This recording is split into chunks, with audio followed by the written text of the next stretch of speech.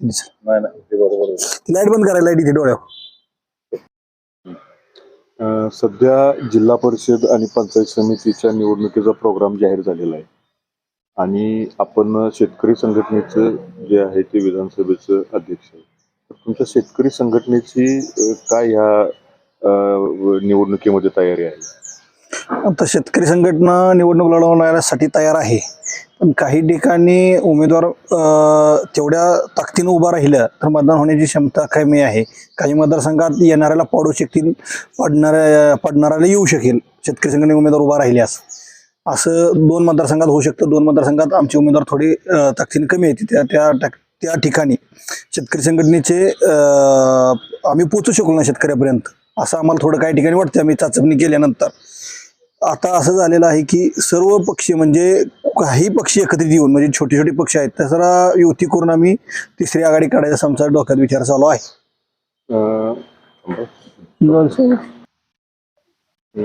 आता आपण युतीची गोष्ट करता, जर समजा इथे जे प्रस्थापित पक्ष आहेत याच्यामधून समजा एखादा उमेदवार जर चांगला असेल तर, आणि तो कोण चांगला उमेदवार असेल त्याला आपल्या संघटनेची सहकार्य मिळणार का? प्रस्थापित जर म्हणलं तर प्रस्थापित असा काही विषय नाही आहे, पण इथं आता तसेच आपण कृषी उत्पन्न बाजार समिती आहे, त्या ठिकाणी एका गरीब होतकरू मुलाला काम करण्याची संधी आपले लोकनेते तानाजीराव पाटील अध्यक्ष यांनी एक संधी दिली. म्हणजे ते आटपाडी तालुक्याचे एक आमदार आहेत असं तर काय आपल्याला म्हणायला वावगं ठरणार नाही, कारण त्यांचं पूर्ण काम मंत्रालयापर्यंत असते. आणि त्यांनी एक गरीब मुलाला, म्हणजे तो माझ्या संग आम्ही पहिले रस्त्यावर काम करणार हमाली, ज्या मार्केटमध्ये ज्यानं डाळिंब शॉर्टिंग केलं केरडमध्ये बसून, त्या मुलाला त्यांनी सभापती बनवलं आणि त्या ठिकाणी त्याला काम करण्याची संधी दिली कृषी उत्पन्न बाजार समितीमध्ये. त्या ठिकाणी त्यानं चांगलं काम केलं. शेळ्या मेंढ्यांचा बाजार असेल तो चांगला भरवला. तिथं शेतकऱ्यांना आम्ही मका खरेदीची मागणी केली शेतकरी संघटनेमार्फत, तर त्यांनी ती आमची मागणी पूर्ण केली. कुठलं आम्हाला आंदोलन किंवा कुठलं काय आम्हाला करायची वेळ आलेली नाही. तसे त्यांनी शेळ्या मेंढ्याच्या बाजारात जो आपल्याला कार्तिकमध्ये जो मोठा बाजार भरतो यात्रा भरती, त्या ठिकाणी त्यांनी जेवणाची व्यवस्था केली सभापतीने. असंच चांगलं काम त्या ठिकाणी सभापतीने जे शेतकऱ्यांना जे नाळ असते ते काम करून दाखवलं आणि ज्यांना ज्या संधी दिली ती लोकनेते तानाजीराव पाटील त्यांचा त्यांनी विश्वास पारदर्शक केला.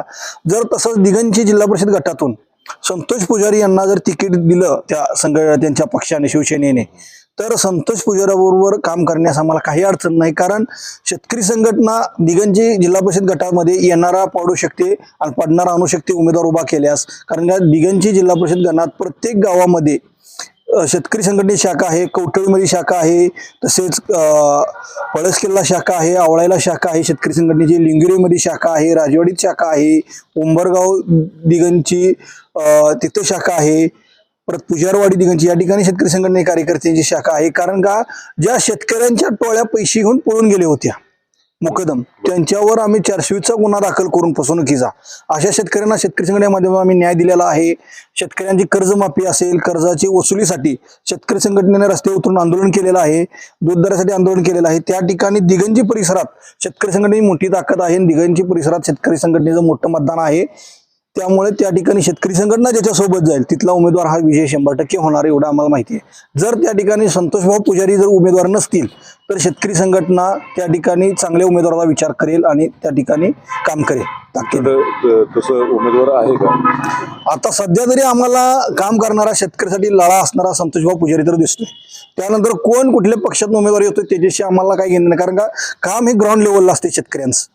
आणि त्यांनी आमच्यासाठी कृषी उत्पन्न बाजार समितीने काम केलेलं आहे. तसेच त्यांनी शेतकरी संघटनेच्या माध्यमातून आम्ही संतोषभाऊ पुजारी यांना एक निवेदन दिलं होतं की शेतकऱ्याचा जो माल असतो गहू, ज्वारी, बाजरी, मका याला तारण कर्ज असते, तारण कर्ज योजना कृषी उत्पन्न बाजार समितीने त्याच्यासाठी सुद्धा त्यांनी पुढाकार घेतलेला आहे आणि ती सुविधा सोयी केली. आणि परवा एक असा विषय झाला की शेतकऱ्याचा जे हमी भाव जो असतो हमी भाव त्याच्यापेक्षा कमी दराने मका विकली. त्यानंतर आम्ही कृषी पणन बाजार समितीकडे तक्रार केली, म्हणजे पुणे येथे. तर त्यावेळेस संतोषभाऊ पुजाऱ्यांना डायरेक्ट तिथल्या आयुक्तांनी फोन केला, सभापती आहेत तर सभापती हा एक विषय तुमच्या भागातला आलेला आहे, कमी दरात माल विक्री घेतलेला आहे व्यापाऱ्यांनी, त्यांच्यावर कारवाई करून त्यांची वरची जी रक्कम राहिलेली आहे 2400 रुपये, मी 1800 रुपये मका घेतली होती, वरचे 600 रुपये तुम्ही त्यांना देण्याची व्यवस्था करा.